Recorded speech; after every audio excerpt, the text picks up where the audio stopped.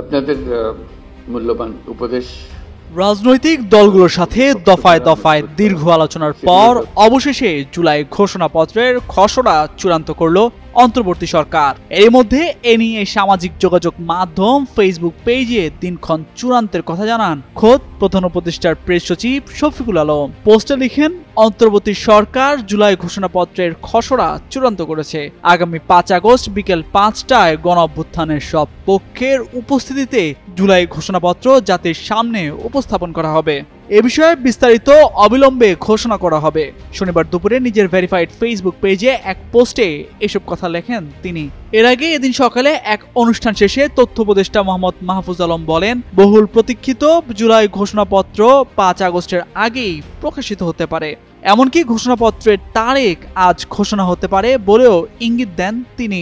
বলেন, জুলাই ঘোষণাপত্রে যারা গণ অভ্যুত্থান করেছেন তাদের ভূমিকার একটি দালিলিক প্রমাণ থাকবে।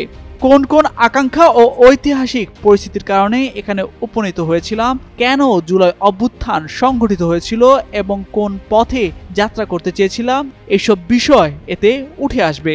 উল্লেখ্য, ছাত্র জনতার গণ অভ্যুত্থানের মধ্য দিয়ে গত বছরের ৮ আগস্ট দেশে অন্তর্বর্তী সরকার গঠিত হয়, যার মূল ম্যান্ডেট রাষ্ট্রের বিভিন্ন কাঠামোগত সংস্কার এবং জনগণের দীর্ঘদিনের আকাঙ্ক্ষা পূরণ করা। এই প্রেক্ষাপটে অত্যন্ত গুরুত্বপূর্ণ একটি দলিল হিসেবে বিবেচিত হচ্ছে জুলাই ঘোষণাপত্র।